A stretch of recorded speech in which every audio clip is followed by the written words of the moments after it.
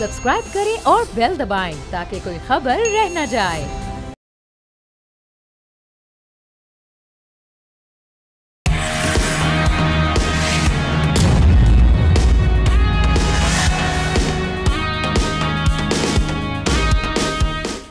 अस्सलाम वालेकुम नाजरीन, आप देख रहे हैं न्यूज़ पंच। मैं हूं आमना खटाना। आगाज़ में बात करेंगे भारत पाकिस्तान जो टेंशन है, इस पे मामला कहां तक आगे पहुंचे। भारतीय मीडिया का जो झूठा प्रोपेगेंडा एक बार फिर बेनकाब हुआ है और पाकिस्तान ने शाहीन मिसाइल के इस्तेमाल से मुतालिक बेबुनियाद दावों को सख्ती से मुस्तरद कर दिया। DGMOs राब्ते में अफवाज को मामूल की पोजीशन पर लाने पर इत्तफाक किया गया। और उधर वज़ीर आज़म शहबाज शरीफ ने पाक बहरिया की खामोश खिदमत को खिराज तहसीन पेश करते हुए कहा कि हमारी शार्क्स ने भारतीय वेल को मार भगाया। वज़ीर आज़म ने कहा कि ट्रंप मर्दे अमन हैं जिन्होंने जंग की सुलगती आग को बुझाया, जबकि दूसरी जानिब हम देख रहे हैं कि भारतीय सेक्रेटरी खारजा दावे कर रहे हैं कि पाक भारत जंग बंदी दो तरफा थी, इसमें सदर ट्रंप का कोई अमल दखल नहीं था, वो सिर्फ तवज्जो का मरकज़ बनना चाहते थे। लेकिन भारतीय पार्लियामान में अपोजिशन ने बार बार बयान बदलने पर मोदी सरकार को आड़े हाथों लिए। अपोजिशन ने सवाल उठाया कि अमरीकी सदर ट्रंप के 7 बार सीज फायर के बयान पर मोदी सरकार खामोश क्यों रही। दूसरी तरफ नाजरीन, भारतीय इंतहा पसंदों की बलूचिस्तान में मुदाखलत के नाकाबिले तरदीद सबूत ने पाकिस्तानी मौक़िफ़ को फिर सच साबित कर दिया। भारत की रियासत बिहार से ताल्लुक़ रखने वाला हिंदुत्व नज़रिए का हामिल शख्स बलूचिस्तान आर्मी के नाम से एक्स पर अकाउंट चला रहा है, जो पाकिस्तान के अंदरूनी मामलात में बराह रास्त मुदाखलत है। और J-10C के बाद भारत के लिए एक और डरावना ख्वाब सामने आया है। खबर है कि चाइना ने ऐसा ड्रोन कैरियर मुतारिफ करा दिया है जो 100 खुद कुछ ड्रोन्स ले जाने की सलाहियत रखता है, जिससे पता चलता है कि खित्ते में ताकत का तवाज़ुन बदल रहा है। अब बहुत सारे सवालात इनके हम जवाब लेंगे। क्या भारत दोबारा हमलावर हो सकता है? डिप्लोमेटिक फ्रंट में जो हम देख रहे हैं कि किस तरह हमें तगड़ी नज़र आ रही है, और पानी के मामले पर आबी जारियत किस हद तक भारत कर सकते हैं, और चाइना फैक्टर इस सारी सिचुएशन में कितना इंपॉर्टेंट है, इन सवालात का हम जवाब आज ढूंढने की कोशिश करते हैं। सीनियर एनालिस्ट एहतशामुल हक साहब हमारे साथ मौजूद है और उनके साथ बहुत ही स्पेशल गेस्ट मुशाहिद हुसैन सैयद साहब, सीनियर पॉलिटिशियन और मुल्की और बैनुल अक़वामी उमूर के माहिर हमारे साथ मौजूद है आज प्रोग्राम में। वार्मली वेलकम करेंगे आपको मुशाहिद साहब। आगाज़ करती हूँ मैं आपसे। Thank you so much sir, ये कहिएगा कि अभी जो सारी आज विक्रम मिस्री के भी हम इंडियन फॉरेन सेक्रेटरी, उनका बयान जिस तरह से वो मानने के लिए तैयार ही नहीं है कि मेडलिंग की है अमेरिका ने, और वो कह रहे हैं कि जी पाकिस्तान की जानिब से सीज़ फायर की रिक्वेस्ट की गई थी जिसकी वजह से सीज़ फायर हुआ। अब हम देख रहे हैं 2 डेलीगेशंस भी तैयार कर लिए गए हैं डिप्लोमेटिक फ्रंट पर, ये जो जंग अब दाखिल हो चुकी है। अब ये जो सारी सिचुएशन आप देख रहे हैं, इसमें क्या अब हम डिप्लोमेटिक फ्रंट पर सिर्फ जंग लड़ते हुए देखेंगे, या अभी भी across the border miss adventure का भूत सवार है और नियर फ्यूचर आप फोर्स ही कर रहे हैं कि कोई ऐसा दोबारा हमला भारत प्लान कर सकता है या कर सकता है? अस्सलाम वालेकुम जी आमना साहबा, और अस्सलाम वालेकुम एहतशाम साहब, और अस्सलाम वालेकुम to all the viewers of Bol. बड़ी खुशी हुई जी आपके प्रोग्राम में, और आपने बड़े सही सवालात पूछे। पहली बात तो वाज़ेह रहे कि जब प्रेसिडेंट ट्रंप ने ट्वीट किया कि सीज़ फायर हो गया है, तो अनो मन उसकी अमल दरामद हुई। हमारी तरफ से इशू नहीं था, जहारियत तो हिंदुस्तान ने की थी, तो हिंदुस्तान ने फ़ौरन उस पर इम्प्लीमेंटेशन की और फॉलो किया। इसका मतलब है कि वो पूरी तरह उस प्रोग्राम के पार्टी थे, उन्हीं की वजह से हुआ था।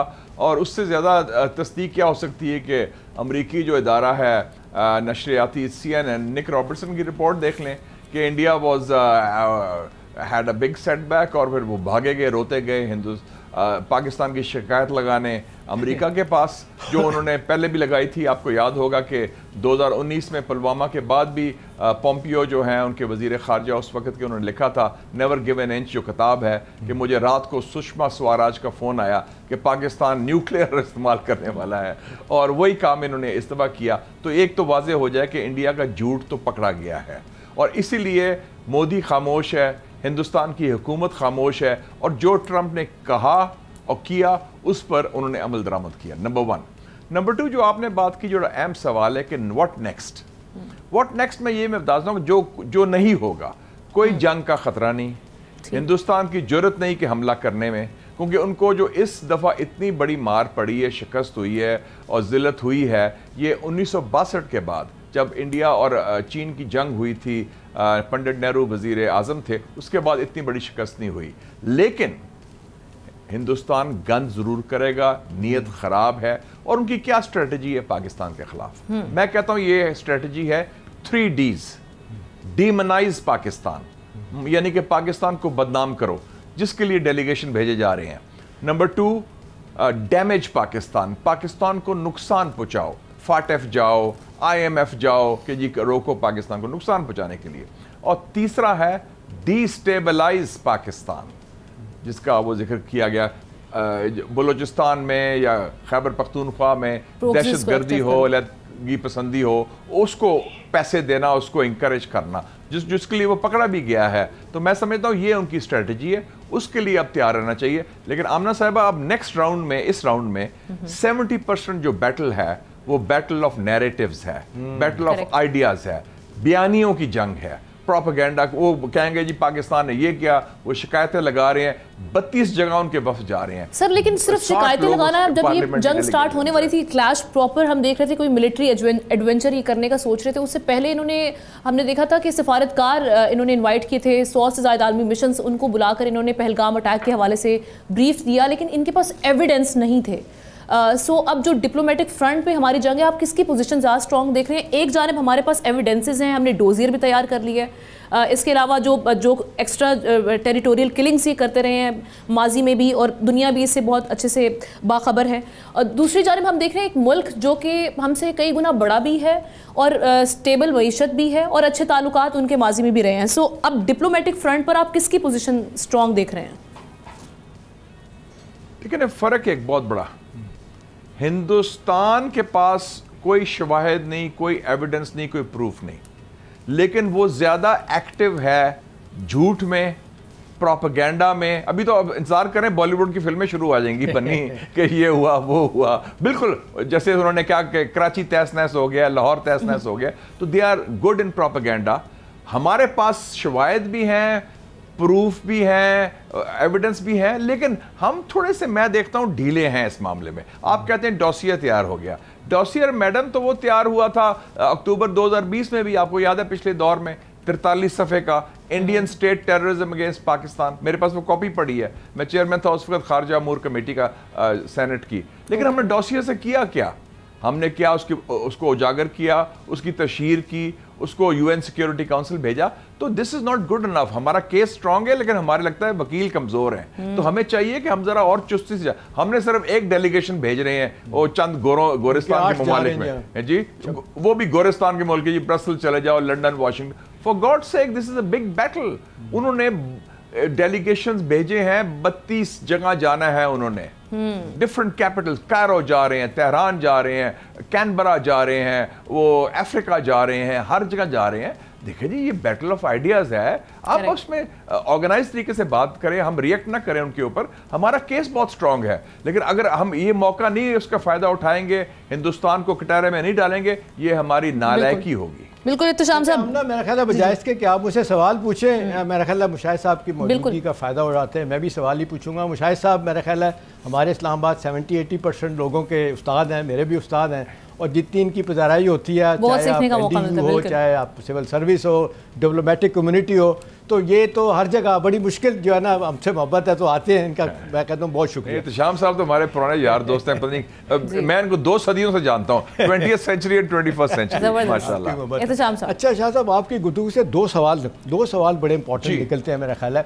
एक तो ये है कि जी, ये जो हिंदुस्तान से मैं देखता हूँ, उनका मीडिया को देख के, मैं उनका एक प्रोग्राम देख रहा था, वो सिक्योरिटी एक्सपर्ट पर अमीन साहब का, उन्होंने शाह साहब एक क्लेम किया। वो कहते हैं 6 और 7 की रात को national security adviser Ajit Doval ने अमेरिका से, चीन से, सऊदी अरब से, UAE से, तुर्की से कांटेक्ट किया और कहा कि लड़ाई को आगे बढ़ने ना दें।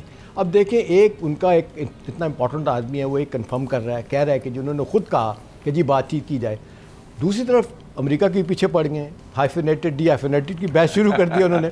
और ये कि जी जितना मिलाइन इस वक्त उनको कर रहे हैं ट्रम्प साहब को, वो कह रहे हैं कि जी इनकी जरूरत कैसी हुई, इन्होंने हमसे पूछा ही नहीं था इस फाइल के लिए। क्या कहेंगे इन दोनों बातों में? आपने बड़ी इंपॉर्टेंट बात की, और जो क्लिप है वो 8 मिनट का अपना परवीन सोनी साहब का, मैंने भी देखा है।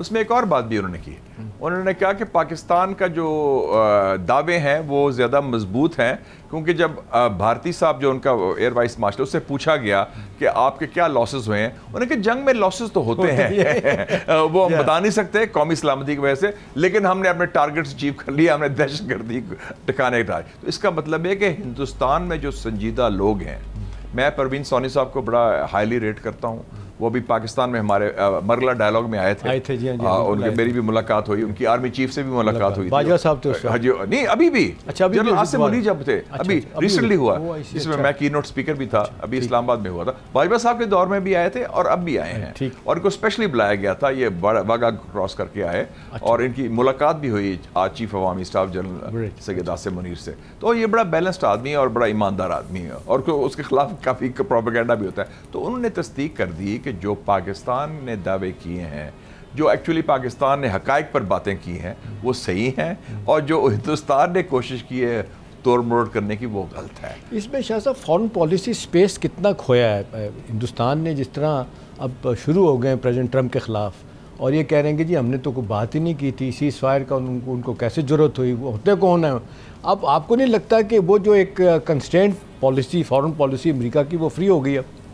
लेकिन सबसे बड़ा जो लॉस हुआ है ना, कि आप ये देखें कि किसी मुल्क ने दुनिया के सिवाय इजराइल के आपका साथ नहीं दिया। हिंदुस्तान की बात कर रहा हूं, विदाउट एक्सेप्शन। और जो आप में मान था कि जी हम इंडो पैसिफिक स्ट्रेटजी में, अमेरिका ने एक पहलवान तैयार कर रहा था कई 10-15 साल से, कि आपने एक बड़ा जिन है चाइना, उसका मुकाबला करना है हिंदुस्तान ने, उसके लिए असला भी दो, हथियार चीज़ें दो, टेक्नोलॉजी दो, इंडो पैसिफिक स्ट्रेटजी का हिस्सा बनाए, क्वाड बनाया, फलाना किया, और बड़ा कि हम एक एशियन मुकाबला करेंगे।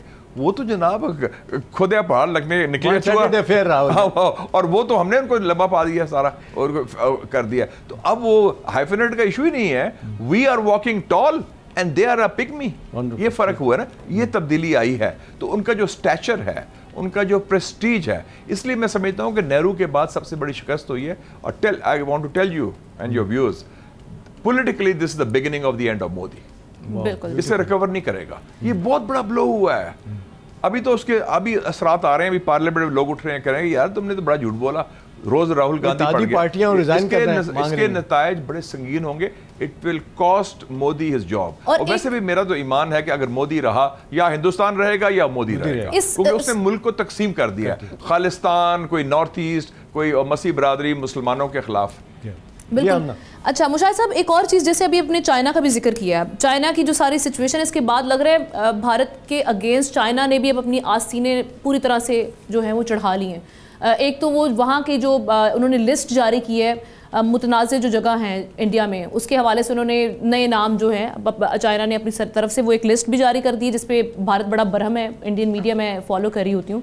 और साथ ही साथ उन्होंने दूसरी चीज़ जो की कि उन्होंने यहाँ पे जो डैम था उस पर काम तेज़ कर दिया है। पानी अगर भारत रोकने की कोशिश करता है, दूसरी जानिब से चाइना ब्रह्मपुत्र दरिया का पानी भी रोक सकता है, तो वहाँ से भी इंडिया को कंटेन किया जा सकता है। सो अब ये जो रेजिस्टेंस भारत को एक नज़र आ रही है चाइना पाकिस्तान के साथ, जो आयरन क्लैड इनकी फ्रेंडशिप है, ये कितना भारत को रोक कर रखेगा, कंटेन करके रखेगा कि वो कोई ऐसे मिस एडवेंचर की जानिब नहीं जाए? This is a very important question. देखिए जी आमना साहिबा के पिछला हफ्ता जो है ना, हिंदुस्तान के लिए, जैसे हम कहते हैं, बड़ा भारी रहा है, भारी, यू नो, क्या एक हैट्रिक हुई है उनको नाकामियों की, हैट्रिक। नंबर 1 पाकिस्तान से फौजी शिकस्त, दूसरा ट्रंप से सफारती शिकस्त, और तीसरा एक नया तनाज़ा खड़ा हो गया चाइना के साथ, जो आपने जिक्र किया। एक सूबा है जो मुतनाज़ टेरिटरी है, उसका नाम है अरुणाचल प्रदेश। चाइना ने कहा है कि अरुणाचल प्रदेश जो है, जिसको पहले वो जनूबी तिब्बत कहते थे, उसका नाम उन्होंने चाइनीज में रख दिया जंगनान।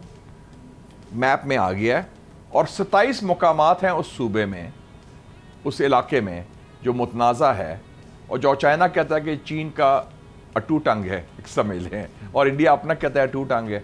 तो चाइना के मौक़िफ़ को हमने तायद कर दी है, बाय द वे, और सही किया है।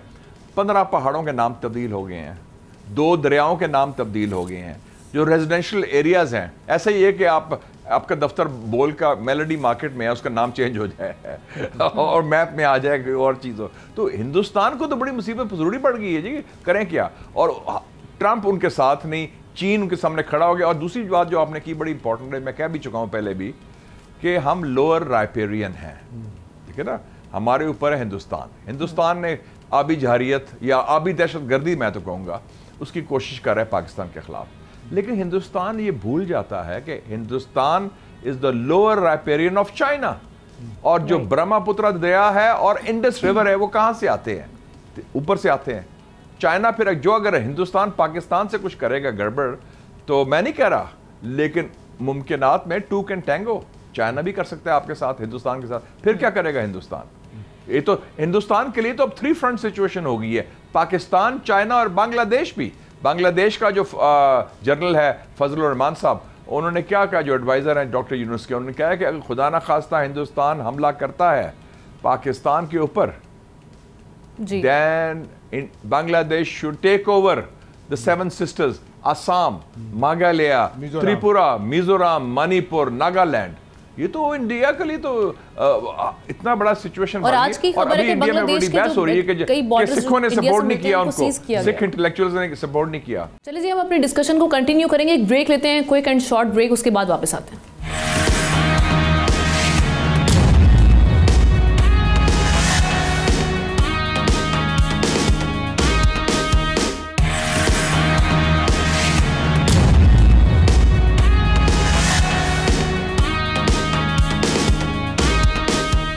वेलकम बैक नाजरीन। एक बार फिर हम अपनी डिस्कशन का सिलसिला आगे बढ़ाते हैं। एहतशाम साहब, आप बात कर रहे थे जैसे अब हम ये बांग्लादेश वाले जो मामला इंडिया के साथ चल रहे हैं इस वक्त, आज की खबर है कि इंडिया ने चेक पॉइंट्स बांग्लादेश के लिए जो थे वो बंद कर दिए हैं और इनकी जो ट्रेडिंग टाइज में हम देख रहे हैं कि वो भी दिन ब दिन बिगड़ती हुई चली जा रही है इंडिया और बांग्लादेश की। सो ये भी एक बड़ा पर्टिनेंट फैक्टर है सारी सिचुएशन में। आमना, उन्हें तो गुस्सा आप देख लें, जिस तरह मालदीव पे भी गुस्सा है, उन्हें टर्की पे भी है, अज़रबैजान पे भी है, वो तो अमेरिका पे भी गुस्सा निकाल लें, वो तो करते रहेंगे। अब जिस तरीके से केस उनका पूरी दुनिया में वीक हो रहा है तो उनके लिए मुश्किलात हैं। शाह साहब, जो भी आप बात कर रहे थे, चाइना भी आपके एक्सपर्टीज़ माशाल्लाह बेताशा हैं। अभी ये जिस तरीके से डिप्लोमेटिक, पॉलिटिकल और मिलिट्री के लेवल पे चाइना का जिस तरीके से रोल बढ़ा है इस कॉन्फ्लिक्ट के बाद, लोग बड़ी बातें कर रहे हैं। लोग ये कह रहे हैं, लफ्ज़ यूज़ किया जा रहा है, वो कह रहे हैं जी वन फ्रंट रीएनफोर्स वॉर, अब अगर दोबारा होती है तो। और साथ ये भी कहा जा रहा है कि जी अब पाकिस्तान जो है ना वो कभी भी हिंदुस्तान को नहीं हरा सकता, इसलिए कि उसके साथ चाइना खड़ा है। चाइना को हराएगा तो हिंदुस्तान कुछ करेगा, लेकिन चाइना को हरा नहीं सकता। आपको क्या लगता है कि कन्वेंशनल भी हमने देख लें, वॉरफेयर में भी अपनी सुपरियॉरिटी साबित होगी है, लोग कहते हैं न्यूक्लियर की बात ही नहीं होगी। अब चाइना का रोल इस रीजन में और बियॉन्ड इस रीजन आप कैसे देख रहे हैं? देखिए जी, एक बड़ी फंडामेंटल अजम्पशन थी हिंदुस्तान की कि न्यूक्लियर पर तो प्रायोरिटी आ गई थी, ठीक, क्योंकि उसमें तो it's not a question of numbers, it's a question of quality. North Korea का बॉम्ब, अमेरिकी bomb, Pakistani bomb, Indian bomb is the same, bomb is a bomb. लेकिन उन्होंने कहा था कि उनका एडवांटेज क्या था, कन्वेंशनल, कि हम डिस्पाइट दैट फैक्टर, हमारे नंबर ज़्यादा हैं, टेक्नोलॉजी ज़्यादा है, हथियार ज़्यादा हैं, जहाज़ ज़्यादा है, वो हमने इक्वलाइज कर दिया, डिटरेंस को हमने कन्वेंशनली रिस्टोर कर दिया है। अब जो सिचुएशन आई है कि एक और जो एंटीसिपेट नहीं कहते, तो चाइना पाकिस्तान की दोस्ती जो वो चट्टान की तरह चाइना आपके साथ खड़ा है और खड़ा रहेगा। और मैं समझता हूँ कि अब ये भी आप अस्यूम करें एहतशाम साहब कि China is now a de facto party to the Kashmir dispute. 5 अगस्त 2019 को जब मोदी ने कब्जा किया गासिबाना कश्मीर पर, तो अमित शाह उसका जो हेंचमैन है, 7 अगस्त को उसने क्या कहा लोकसभा में, हमारी नजरें अब गिलगित बल्तिस्तान, आज़ाद कश्मीर और अक्साई चीन जो चीन का हिस्सा है, उसमें चीन को बड़ी तप चढ़ी, उनके लिए रेड लाइन है। तो चाइना अब डी फैक्टो पार्टी होगी। दूसरा एक आया है जो एक बड़ा दबंग आदमी है, प्रेसिडेंट ट्रंप, वो कहता है यार ये जो हमारे हलीफ हैं, एलाइज हैं, ये तो बोझ है, चाहे नेटो हो, यूरोपियंस हो, हिंदुस्तान हो, हम इनको खिलाते पिलाते हैं, सारा करते हैं, किस लिए? पुलवानी में तो मार खा गए। जो जिनके खिलाफ वो कहते हैं दुश्मन है, उनको दुश्मन क्यों बनाए? वो कहता है my friend Xi Jinping, my friend Putin, my friend Kim Jong Un. तो अगर इनसे उनकी सुलह हो रही है जैसे पुतिन के साथ उसने किया है, और मैं समझता हूँ चाइना के साथ तो डील होगी, मैं पहले प्रेडिक्ट किया था कोल्ड वॉर नहीं होगी, डील हो जाएगी। और अभी ये मैं एक और बात बताता चलूँ, अभी प्लानिंग ये हो रही है, जो मेरी गुरिल्ला रिपोर्ट कह लें कि 15 जून को शी जिनपिंग की सालगिरह है, ठीक, और 14 जून को ट्रंप की सालगिरह है। वो कह रहे हैं कि बर्थडे समिट करेंगे, दोनों केक इकट्ठा काटेंगे, मिडनाइट केक इकट्ठा काटेंगे। सो ये भी प्लानिंग, वो जो हमें डिनर का कह रहे हैं कि दोनों ममालिक बैठे, हो सकते हैं ये दो ममालिक हमें डिनर का, वो कह रहे हैं ना कि जैसे मियाँ बीवी की लड़ाई होती है तो चलो डिनर के लिए चले जाओ, उधर सुलह सफाई कर लो, तो वो कह रहा है कि जी आप ये बर्थडे समिट हो। तो ये इस हवाले से अगर आपने हिंदुस्तान को इस्तेमाल नहीं करना चीन के खिलाफ, तो अमेरिका की नज़र में उसकी अहमियत तो और कम होगी। फिर अगर पाकिस्तान के खिलाफ वो जंग नहीं जीत सकते या हमला नहीं, फेल हो गए हैं, तो चीन का क्या मुकाबला करना। तो हिंदुस्तान के बारे में जो जोम था या बड़ा इबाम था कि हिंदुस्तान की तैयारी हो रही है टू काउंटर चाइना, वो सारे मफरूज़े चिकना चूर हो गए। अच्छा, एक अफगानिस्तान का बड़ा रोल वो रो रहे हैं कि Pakistan America Pakistan and India are being equated. पहले तो हमें 10 साल पहले कहते थे एफ पैक, क्या आप और अफगानिस्तान एक है। अब वो कह रहे हैं नहीं यार, ये तो पाकिस्तान में बड़ी जान है, पाकिस्तान में बड़ी हिम्मत है, एक कुव्वत भी है, सलाहियत भी है, नियत भी है, they can do, and size does not equal strength. ये एक बड़ा बेसिक लेसन है इस राउंड 1 एंड राउंड 2 का। ठीक, मुशाहिद साहब, ये जो ऑपरेशन सिंदूर की बार बार बात कर रहे हैं मोदी साहब के जी, ये तो एक पास आया है, ये कंटिन्यू रहेगा, ये मेरे ख्याल अपने लोगों को तसल्ली देने के लिए कर। आपको लगता है, जो आमना भी शुरू में आपसे पूछ रही थी कि बार बार अपने लोगों को ये कह रहे हैं कि जी आप ठंडे हो जाएं, कोई बात नहीं है, पेशेमानी थोड़ी देर के लिए है, बदला लेंगे, को आपको लग रहा है कि अब ये कुछ आगे बात बढ़ेगी, या वो ट्रम्प जो जिस तरीके से सीरियसली इस मामले में पड़ गया है और वो ये कभी नहीं होने देगा, और चाइना की जिस तरह एयर सुपरियॉरिटी और जिस तरीके से हर लिहाज से उन्होंने अपने आप को साबित किया कि पाकिस्तान की तरह खड़े हैं, वो तो हिंदुस्तान कोई मिस एडवेंचर दोबारा करेगा साहब। वो एक फॉरेन पॉलिसी में होता है, एक आपकी पॉलिसी होती है, एक आपकी पॉस्चरिंग होती है। पॉस्चरिंग का पॉलिसी से ताल्लुक नहीं होता। पॉस्चरिंग होती है दिखावा अपने अवाम के लिए, इंटरनेशनल ऑडियंस के लिए, ओ हम ये कर देंगे वो कर देंगे। उनमें जान नहीं है, वो दाने मुक्के हुए हैं उनके, जंग का कोई खतरा नहीं, क्योंकि इस सारे प्रोसेस का गारंटर अमेरिका है, प्रेसिडेंट डोनाल्ड ट्रंप, उसका प्रेस्टीज, उसका इम्पैक्ट इज देयर। वो कह रहे हैं नोबेल पीस प्राइज लेने के लिए हमारी हिंदुस्तान की कॉस्ट पे ये ट्रंप साहब सब कुछ कर रहे हैं। देखिए जी, ट्रंप की दो बड़ी फतह हुई हैं खारजा पॉलिसी में, दो बड़ी खारजा पॉलिसी में फतह हुई हैं जब से वो आया। एक, उसने दहशतगर्द पकड़ा था पाकिस्तान के वसासत से 6 मार्च को, जो अनाउंस किया उसने अमेरिकन कांग्रेस में स्टेट ऑफ द यूनियन। दूसरी उसकी सफारती और सियासी फतह हुई है सीज फायर का, तो दोनों हमारी वजह से हुई है, तो वो तो उसका पाकिस्तान के साथ अब गहरा रिश्ता हो गया है। एक चीज तो मुशाहिद साहब, I think he has a newfound respect for Pakistan। बिल्कुल सही है। अब एक चीज तो हमने देखा कि मिस गेज कर लिया था भारत ने, उसको लगा था कि पाकिस्तान जो इकोनॉमी वाइज एक वीकर पोजीशन में है, और उनको लगा पॉलिटिकल एक पोलराइजेशन पाई जा रही है, और उनको लगा कि शायद खित्ते में भी पाकिस्तान जो है वो कहीं ना कहीं तन्हाई का शिकार है। सो वो तो उन्होंने मिसगेज कर लिया। अब आपकी गुफ्तगू से भी हम अंदाज़ा लगा सकते हैं कि डायरेक्ट स्टैंड ऑफ की बजाय भारत या तो प्रॉक्सीज को एक्टिव कर सकता है, या फिर अफ़गानिस्तान का जो है वो उसको इस्तेमाल किया जा सकता है। अब इस सारे सिचुएशन से पहले हम अफ़गानिस्तान से केटर करने की कोशिश कर रहे थे, और इन दिनों में हमने देखा कि उनकी जो ढकी छुपी मुलाकातें हैं अफ़गानिस्तान की, या उनका जो टिल्ट है भारत की जानिब, आने वाले दिनों में आप अफ़गानिस्तान का क्या रोल देख रहे हैं? और आज जो मुलाकात हो रही है इसहाक डार साहब की, अमीर खान मुत्तकी साहब जो इंटरिम फॉरेन मिनिस्टर हैं अफ़गानिस्तान के, सो वो कुछ चेंज ला सकती है सिचुएशन में, और चाइना किस हद तक रोल प्ले कर सकते हैं इस सिचुएशन में भी? देखें, ये बड़ी वो शॉर्ट साइटेड अप्रोच है इंडिया की कि नाराज़ पाकिस्तान से हुए तो वो कहते हैं रूठ गए हैं, तो उनकी जो पाकिस्तान के खिलाफ कोई है उसके पास पहुंच जाओ। It is a very short sighted approach. क्या हुआ है, चाइना ने फॉरेन कॉन्फ्रेंस बुला ली है बीजिंग में, और आज फॉरेन मिनिस्टर ऑफ अफगानिस्तान अमीर खान मुत्तकी साहब, पाकिस्तान फॉरेन मिनिस्टर, और मिस्टर वांग जी जो चाइनीज़ फॉरेन मिनिस्टर, उनकी मुलाकात हो रही है। तो अफ़गानिस्तान के जो अपने जोग्राफ़ी है, अपने ताल्लुकात हैं, और उनका नंबर 1 दोस्त इस वक्त चाइना है, नंबर 1 इन्वेस्टर उनका चाइना है अफगानिस्तान के। तो इंडिया के लिए तो बहुत ऑप्शंस लिमिटेड हैं, and they can not do much in that situation. इसमें शाह साहब एक और लोग बात कर रहे हैं कि ये यूक्रेन की जो लड़ाई है ये भी बड़ी डिफाइनिंग चेंज है। वो कहा जा रहा है कि जी एक तरफ रशिया खड़ा है, एक तरफ नेटो लेड बाई अमेरिका खड़ा है। अगर नेटो हारता है इसमें तो वो चाइना अपना अमेरिका की सुबकी है, वो जो सेकेंड वर्ल्ड वार के बाद एक दुनिया में स्ट्रक्चर बनाया था उन्होंने, वो तबाह होगा। तो आपको क्या लगता है कि ट्रंप साहब वैसे तो एंटी इस्टेब्लिशमेंट हैं, गैर रवायती हैं, वो इस तरफ जाएंगे, या आपका क्या ख्याल है कि वो जंगें बंद कराने के सिलसिले में जाते जाते नेटो भी बंद हो जाएगा, ख़त्म हो जाएगा, कोई और दुनिया का नक्शा बनेगा? देखें जी, आपने जो बात की ना, ये अप्लाई करती थी 5 नवंबर से पहले।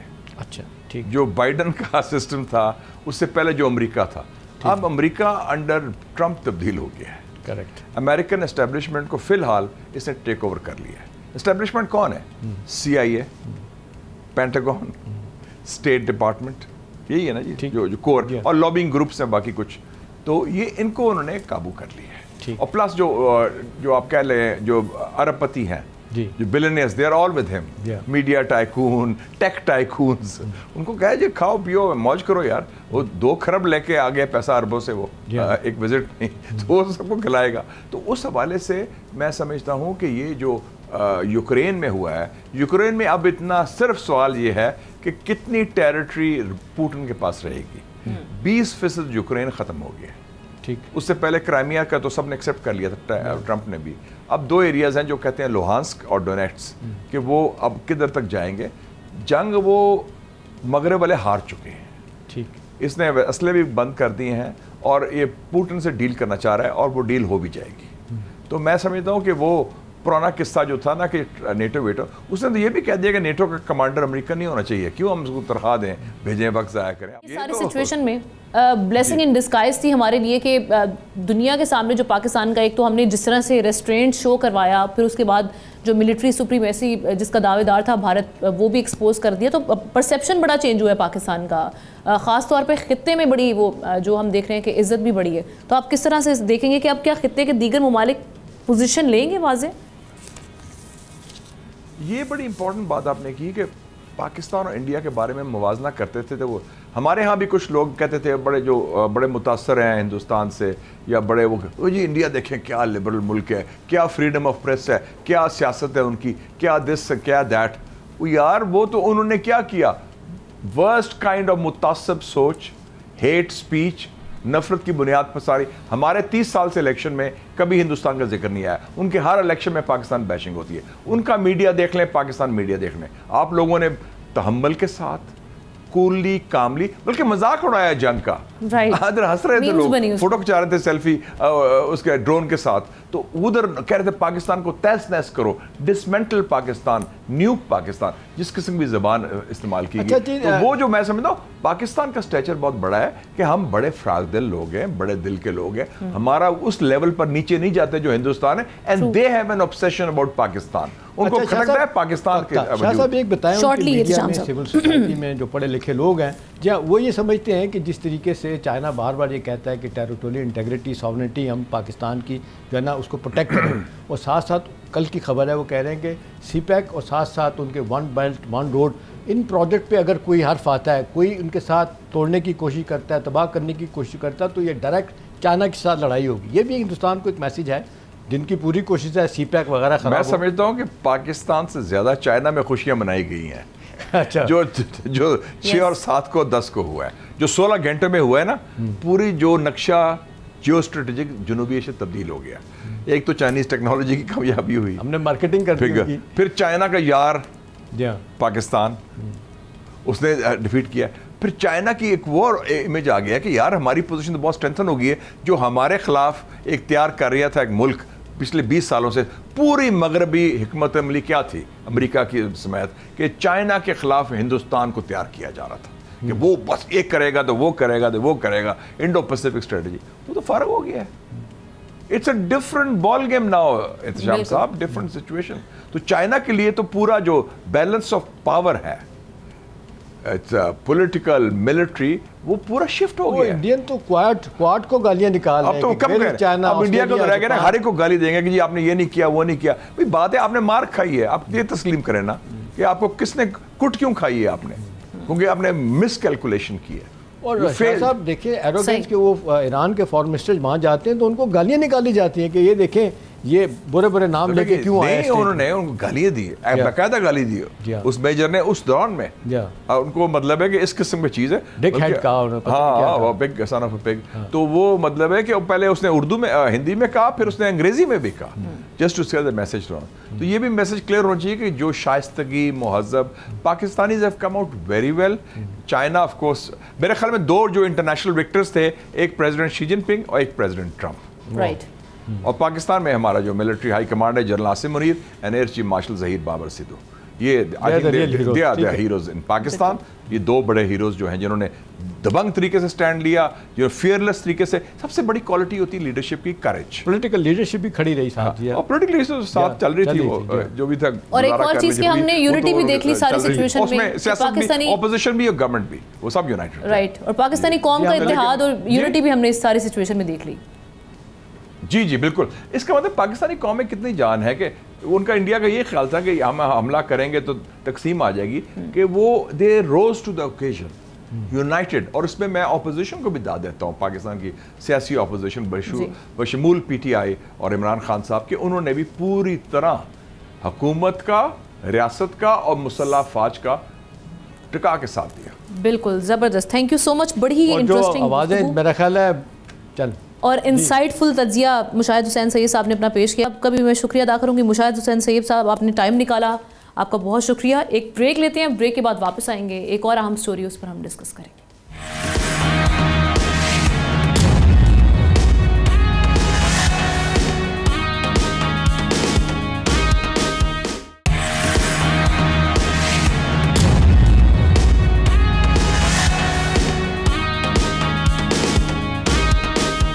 वेलकम बैक नाजरीन। एक बहुत ही इंपॉर्टेंट हम इशू की जानिब बढ़ रहे हैं। जैसा कि हम जानते हैं कि इंसान को अशरफुल मखलूक़ात कहा जाता है, लेकिन जब इंसानियत से ये गिरता है तो दरिंदों को भी शर्मा देता है। ऐसी ही दरिंदगी जामशोरों के इलाके खुदा की बस्ती में हुई, जहां माँ बाप के साथ कम सिन बेटों को भी बेदर्दी से ज़िबा कर दिया गया। इमरान और आलिया का जुर्म ये था कि उन्होंने पसंद की शादी की थी, लेकिन कातिलों ने जो रिश्ते में मामू लगते थे, उनके हाथ 9 साला ज़िशान और 4 साला मोहम्मद अली के गले पर छुरी चलाते हुए भी नहीं काम पे। ये वारदात भी गैरत के नाम पर कत्ल के खाते में डाल दी गई। इस्लामी जमहूरिया पाकिस्तान में हर साल हज़ारों बेटियां, माएँ और बहनें सिर्फ इसलिए कत्ल कर दी जाती हैं कि वो अपनी मर्ज़ी से जीना चाहती हैं, जिसका हक उन्हें दीन इस्लाम भी देता है। ह्यूमन राइट्स कमीशन के मुताबिक हर साल गैरत के नाम पर 1000 जानें ली जाती हैं। Human rights commission of Pakistan के जारी करदा स्टैट्स के मुताबिक 2024 में जनवरी से नवंबर तक 392 ख़वातीन गैरत के नाम पर कत्ल हुई। उनमें से पंजाब सबसे आगे 168 फिगर के साथ, सिंध में 151, खैबर पख्तूनख्वा में 52, बलूचिस्तान में 19, जबकि इस्लामाबाद से 2 केसेस रिपोर्ट हुए। 2016 के कानून ने गैरत के नाम पर कत्ल को फसाद फिल अर्द करार दिया। इस एक्ट के तहत गैरत के नाम पर कत्ल की सज़ा उम्र कैद और सज़ाए मौत है, लेकिन कानून किताबों में बंद है और कातिल आज भी आज़ाद हैं, क्योंकि काले ही मकतूलीन के वारिस करार पाते हैं और फिर खुद ही अपने आप को माफ़ कर देते हैं। सोशल मीडिया स्टार कंदील बलोच के कातिल भाई की मिसाल हमारे सामने है, जिसे माँ बाप ने माफ़ कर दिया, लेकिन सवाल तो रियासत का है, माशरे का है कि इस जुर्म को रोकने के लिए उनकी गैरत कब तक सोई रहेगी। इसी हवाले से हमें ज्वाइन किया है इस पर बात करने के लिए Lahore high court bar association में ह्यूमन राइट्स और वुमेन एम्पावरमेंट की चेयरपर्सन है बैरिस्टर अमरीन कुरैशी साहब। Thank you so much Amreen, आपने वक्त निकाला इसके लिए बात करने के लिए। बड़ा ही अहम हम देख रहे हैं ये मसला है और दिहाइयों से चलता आ रहा है, जिसके लिए कवानीन भी बने, लेकिन क्या वो उन कवानीन को हम कमज़ोर कहें या सज़ाएं इतनी कम थी, सज़ाएं ना मिलने की वजह आप क्या समझते हैं जिसकी वजह से कोई ऐसा डर या खौफ पैदा नहीं हुआ कि अगली बार ये जुर्म करते हुए कोई सोचे? क्या समझती हैं आप? आई थिंक सिर्फ कानून और अदालतें और पुलिस के ऊपर हमें नहीं देखना चाहिए। हमारी कल्चरली एक एक्सेप्टेंस बन गई है। हम अगर देखें पाकिस्तान की हिस्ट्री में उठा के कि लिटरली सिंध से लेके पंजाब के हर जगह, ना सिर्फ पाकिस्तान में, पाकिस्तानी जो बाहर भी अभी रहाइश उनकी है, तो वहाँ पे भी ये ऑनर किलिंग के नाम पे मर्डर्स हो रहे हैं, बच्चियों के, औरतों के और आगे उनके बच्चों के, जैसे कि इस केस में हुआ है। तो दिस कल्चरल एक्सेप्टेंस के हाँ जी ये चीज़ जो है जब इज्जत पे बात आएगी और जब हमारे ऑनर के ऊपर बात आएगी तो फिर इस पे कत्ल नाज़ुबिल्लाह वाजिब हो जाता है।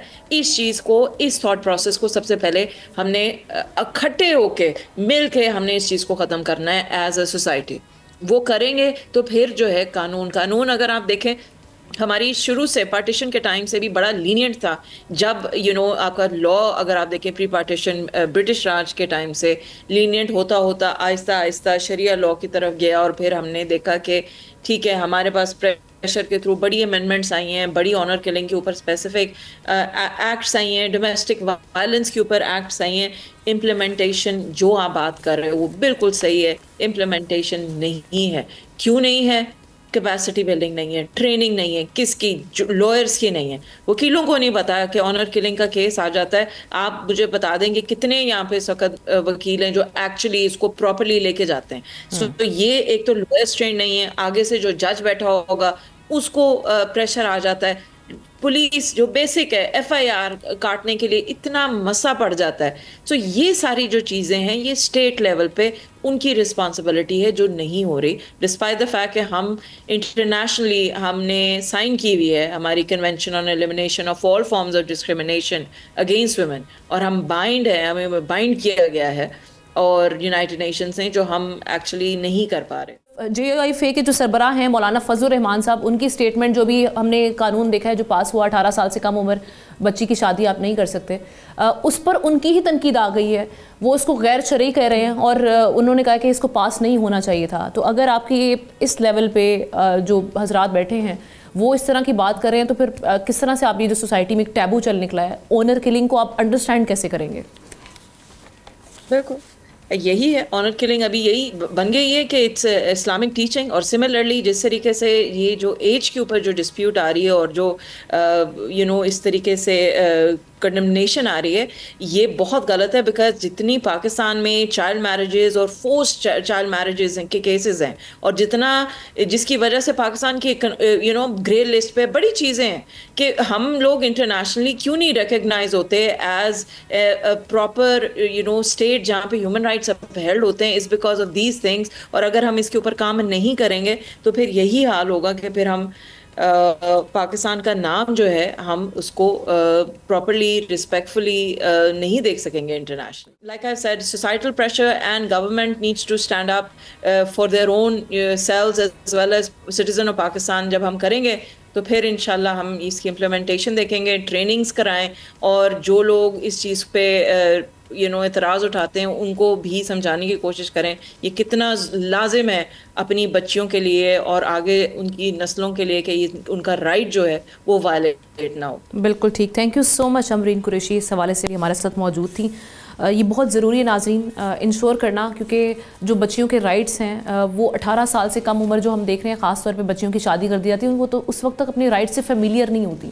और दूसरी चीज़ ये कि जो ऑनर किलिंग का हम एक देख रहे हैं कि जो सिलसिला चल निकला है जो कि ख़त्म नहीं हो रहा, उसका नाम नहीं ले रहा ख़त्म होने का, उसमें भी हमारा सबसे ज़्यादा इंपॉर्टेंट रोल जो है वो हमारी एजुकेशन का है। जब हम अपने सोसाइटी में एजुकेशन का रुझान कम देखेंगे तो फिर ऐसे वाक़यात जो हैं वो जन्म लेते रहेंगे। इसके साथ ही हमारे प्रोग्राम का वक्त ख़त्म हुआ जाता है। आपसे इंशाल्लाह हम कल मुलाकात करते हैं। अल्लाह हाफ़िज़।